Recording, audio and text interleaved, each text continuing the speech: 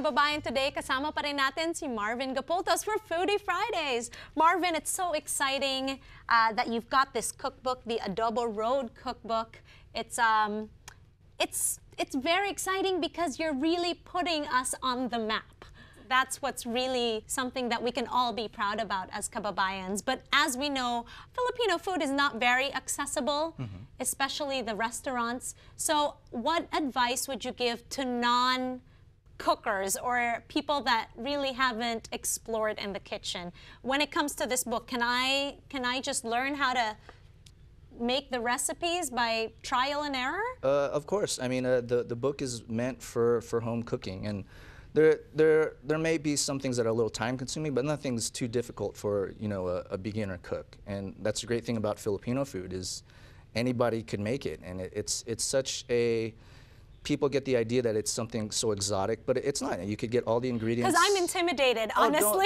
Don't be intimidated. I'm intimidated to go into the kitchen and try making this. So as early as now, I want to invite you back so that we can, of course, we can cook something from your cookbook. But this is a perfect Christmas gift to give to anybody, even if they're not Filipino. And we're going to be giving away one cookbook to one of our viewers.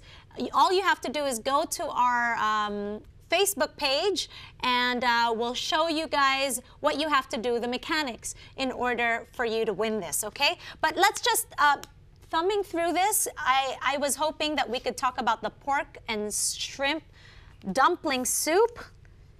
This is a favorite of mine. It's definitely... Pancit molo. Yes, it's definitely a Filipino comfort food. It's wonton soup, and there's definitely Chinese influences in Filipino cuisine, and that's one of them, just wonton soup. It's a basic soup, but it's a great, comforting, healing soup, like all Filipino soups are. So it's a great recipe to try.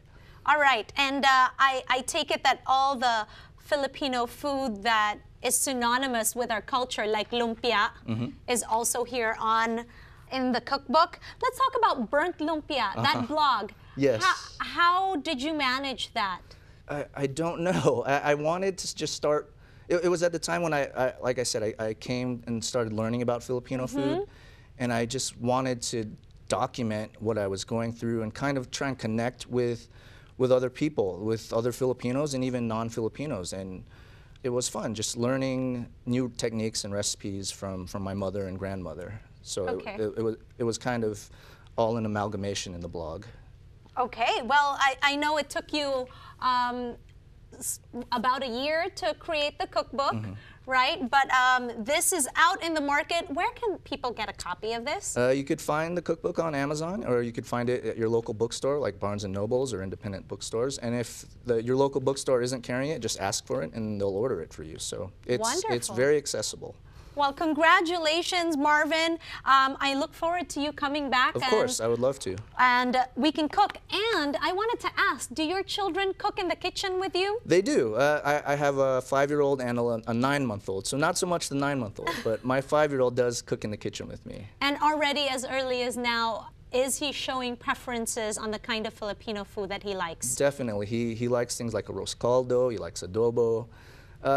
And nothing too crazy yet, but he'll try. The good thing about my 5-year-old is he'll at least try something once, and if he doesn't like it, then he doesn't have to eat it again. Okay, because I have children too, and it's always about, oh, I don't want to eat it, and I'm like, green eggs and ham. You don't know until you try it. Right. So we have an agreement. Just take one bite. If you don't like it, okay. So that's how it works in my household. Well, I know that when it comes to memories with the family, being in the kitchen is something that I always refer back to, as well as a lot of Filipino families. So I want to ask you the special, because it's the holidays, can you share with us a special holiday memory during the holidays? Something that my family always does when I'm back home at my parents' house. My mother, always on Christmas Eve, we do the whole Noche Buena thing, and we go to midnight mass. And early in the evening, she gets a pot of arroz caldo going, and she just leaves it on the stove, low heat, and all through the night. And when we get back from midnight mass, there's the arroz caldo ready for us. And so it's like 1:30 or 2 in the morning, and we all come home from church, and we have arroz caldo. And that's always been a great memory of mine growing up, and we still do it whenever I'm at my mom's house. So. Okay, I love making arroz caldo too. I put saffron in it Oh, as yeah, well.